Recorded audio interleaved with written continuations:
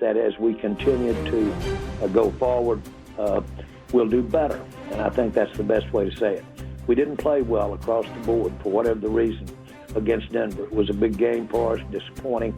I know how disappointed our fans are. But the answer here is not a single position. An answer here is just get better at what each of the players are doing that we want to do. Here we go. How much belief do you have in your Cowboys, Chris Canty? Depends on how this game goes against the Arizona Cardinals, but I do think there's a path for the Dallas Cowboys to be able to get to the playoffs. There's a path for them to be able to compete for the division title.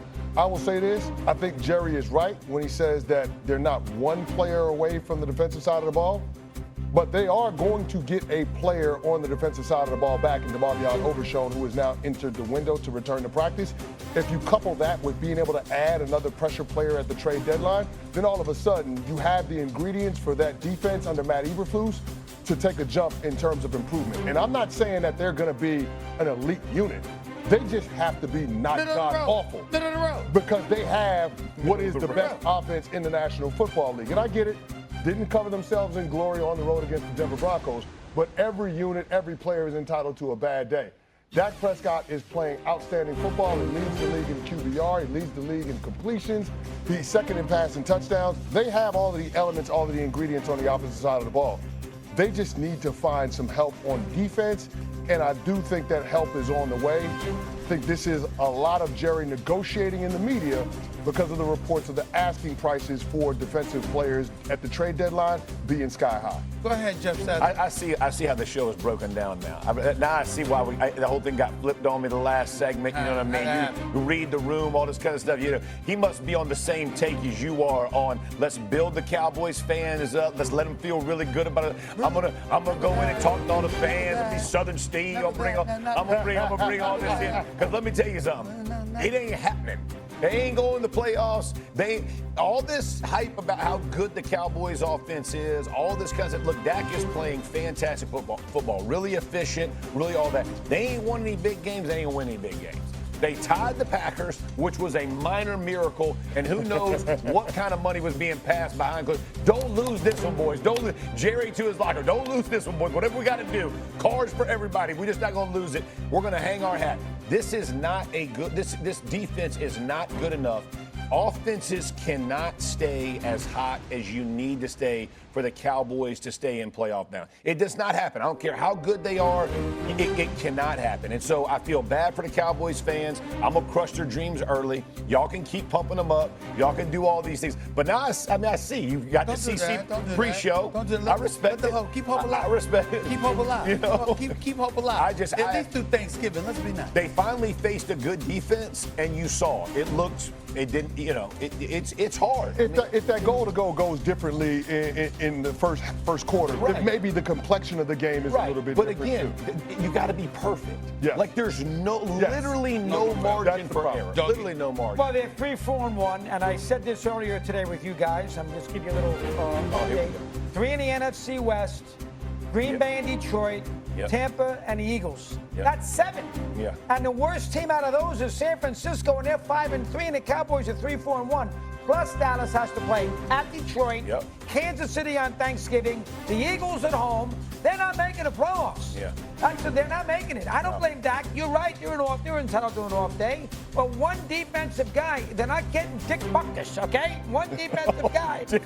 Look him up, Jeff. You could never block him, I promise you. They're not getting Dick Buckus here. So as a result, if you're Jerry Jones, you got to make believe that you're interested in improving the defense. But why would you trade draft picks to get a defensive lineman or get a Max Crosby, somebody along that ilk? When you're not going to get in, you got to look at the man. Steve, they're 3-4-1, and there's 7 good teams ahead of them, and they had the Chiefs, the Lions, and the Philadelphia Eagles to finish up. I got to confess to y'all, I kind of felt a little different last week because I saw the Eagles struggling, and I said to myself, if they, I didn't think they were going to lose to the Giants, but God forbid if they had lost and Dallas had somehow, some way gone to Denver and beaten Denver, Yeah. then you know what? Their record would be different, obviously, and they'd be closer to the Philadelphia Eagles and could challenge for that. And maybe you go out there and you get yourself a defensive player, because with this offense, all you need is a middle-of-the-road defense. You don't need an elite defense to get to the postseason, and then anything could happen. But now that they've lost that game, and you know you're at 3-3-1, and you know the Eagles won, and they got such a decisive advantage against you, it might not be worth for them to do that. That's how I'm looking. Well, hold on. Here's what I'll say about this. Guys, I think we're losing sight of the fact that you got Dak Prescott, and he's 32 years old, and this is a quarterback that has had some issues with injuries in the past. You can't afford to waste a prime year for a $60 million quarterback. So what do you do, though? $60 million Okay, quarterback. fine, I agree with you. Well, what do you do? You cannot do that. So you're not going to go get Myles Garrett, because that's a $100 million cap hit, right? Yeah. So what is it? Is it a Max Crosby? Is it a Trey Hendrickson? What do you go do? I'm asking. I think you holler at the Miami Dolphins, because they're already out of it. See if they want to give you one of them pass rushers. Jalen Phillips would be the preference, because he's on the younger side between him and Bradley Chubb. You see if you can add that guy. You're going to get back to Marvion Overshown at some point, and that dude was an absolute stud in the second half of last year before he got hurt. You need pressure players in that defensive front, because that's what they're lacking. If you looked at Denver Broncos with Bo Nix, he was never threatened at any point in that game. But that was what Jerry said was the strength. He said we can pass rush. No, bro. He let go of the player that you would need to help his back end in Michael Parsons. You can't go get This is somebody. where I was going. Yeah. With that being said, do we now reflect even more so on it? Looking at Dallas's offense, looking what they have collectively, looking at Overshown being back eventually, and we say to ourselves, you really, really messed up. Absolutely. No. Because I don't. You don't feel that way? I don't agree with that, because I don't think they should have paid Michael Parsons $47 million a year. I don't think they should have paid him. And I'm on the record saying that this is not revisionist history. I said this way back in February. Right. I said that they should have traded Michael Parsons. I disagree with the timing of it. I don't disagree with the move. I don't need to be in the business of paying two guys quarterback money, not when I'm paying a wide receiver what I'm paying them, not when I'm paying my offensive line what I'm paying them, not when I'm playing those two corners what I'm paying them. The Dallas Cowboys have zero roster flexibility. They couldn't afford to pay Michael Parsons. So they needed to move on. But they made errors going in. The problem is you try to cover up the most glaring error with overpaying guys in the backfield, with overpaying the guys that you're talking about. So the issue for Jerry is when you have and I don't use this term, Micah Parsons is a freaking dude, man. Yeah. Like he is a guy. You don't have me. There's 5 in our league, man. You know this. And you let one of them walk out of your building. How about letting them walk out your building and stay within the damn same conference? Yeah, man. That's another thing. Go ahead, Doug. Well, again, when you're 3-4-1 and the other teams ahead of you only have 3 losses, and you have Detroit, why would you go out there and give up draft capital to bring in a big guy and pay him a fortune? That you You're could not making a Doggy, nobody's saying they got to give up one of them first-round picks from Green Bay. They got to give him Nobody's saying that. I'm not saying that. Well, there's nobody out there that's going to be as good. Like there's just nobody who's going to come. Even if you get Chubb, let's say they give up Chubb, and it's not going to make a big enough difference on your defensive side. It's just. Well, would Max Crosby make a big enough difference? I doubt it. I'm just being real. I don't think their defense. There's nobody out there that you say would make that big of a difference. The one, but he's in Green Bay. That's it. Yeah. I mean, for real. You can put him all over the field. Like Myles Garrett, who you have no chance to get. Yeah. Moving on. Jordan Love put on a show versus the Steelers, but can he actually lead the Packers to the Super Bowl? We got someone jumping on the bandwagon. But first, question. What are you mad about? Mad Dog Russo up next. And they put him on at the same time. Now, when I asked for it, the body wasn't even cold yet.